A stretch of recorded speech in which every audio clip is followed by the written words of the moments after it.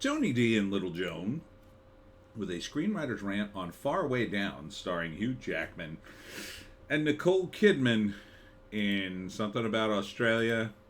I think it's based on a book, but this looks woke as F. Smash like and subscribe. Thank you for smash liking and subscribing. For Baz Luhrman, you know, the Elvis guy. Oh, the Baz Luhrmann Elvis movie's gonna be a good tone. Why are you criticizing the trailer? You haven't even seen the movie. I told you it looked overproduced, looked too much. Seen 9 million Elvis movies. That's just another one.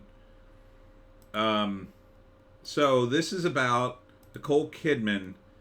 I think from the trailer, she had a husband who owned a place called Faraway Downs, and she goes there. I think her husband's dead, and it's out in the middle of nowhere, and she has to deal with it for, I don't know, because he's dead, and she's trying to get all his holdings together or whatever. There she meets Hugh Jackman, who's going to be the love interest. But also there's an Aborigine child who teaches her the ways. And that's where it gets super, super woke. Like, I am of the land kind of thing. It also takes place during, I think, the big war. Except you're not going to see the bad guys from Germany. You're going to see the Japanese. And I don't know. They cram a lot in this movie. So it's a romance. It's a girl boss. It's the noble savage myth. It's a Western. It's November 26th. All the bad guys are the evil white men.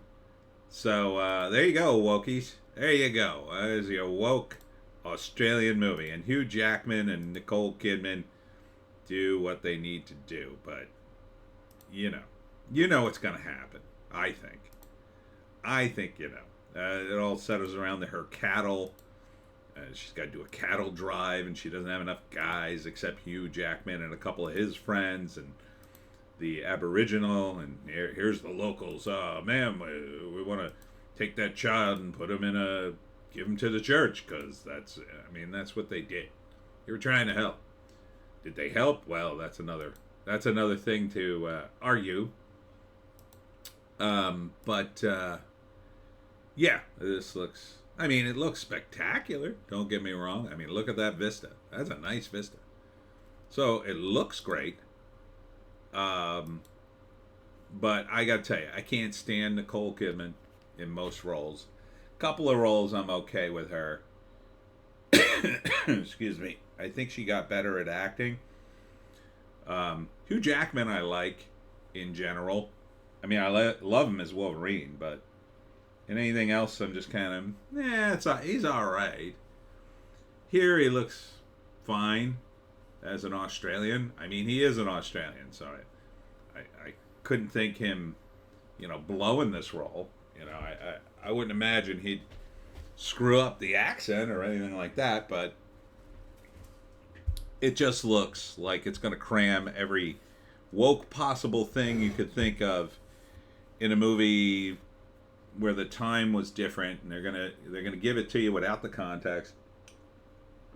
It's just gonna be like, see, the men should have listened to her. She had all the good ideas, and she's in love with Hugh Jackman. Everybody should have listened to Nicole Kidman, then the world would be a better place. That's the kind of movie it seems to be. It bores me.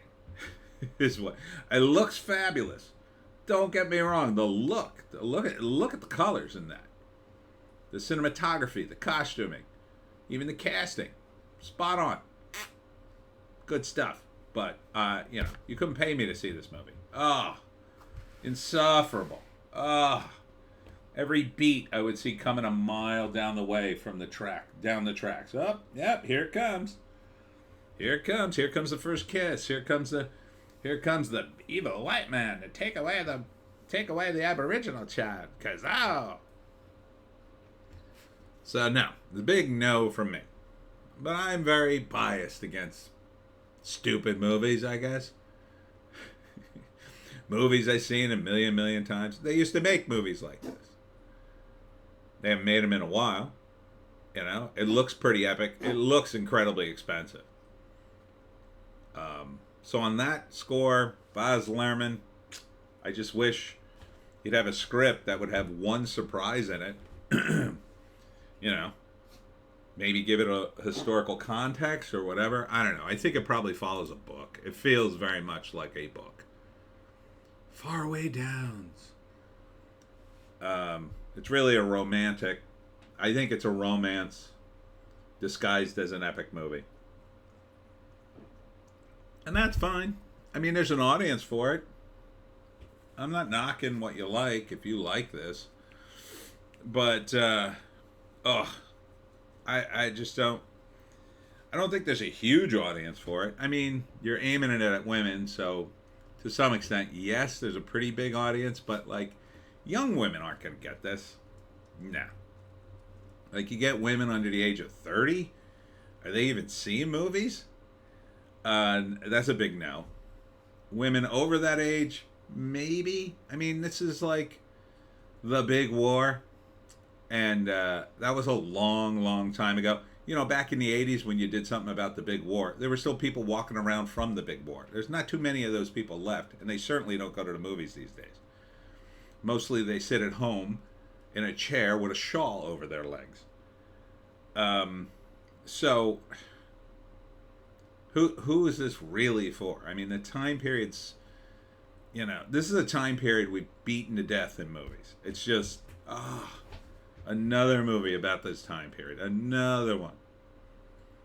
You know, that to me is part of the issue. Too many books, too many movies, too many TV shows about this time period. Now, granted, it's Australia. That's a little bit different. You know? For an American audience, they can, I didn't know what Australia was like during that time. So maybe. But that's about it. You know? I mean, you could move a lot of this to the American Southwest. You know, except the part where the planes come in. But other than that. So, yeah, first act. Oh, I've got to go to Faraway Downs and see what my husband left behind. I don't know what my husband saw in this place. But she comes to see it. And, place is a wreck, and well, I'm going to just have to clean it up. Where are the servants? Oh my, there are no servants. Then she meets the Aboriginal kid. I don't know, helps him. Then she meets Hugh Jackman. It's like, oh, you're a barbarian. Hey, crikey.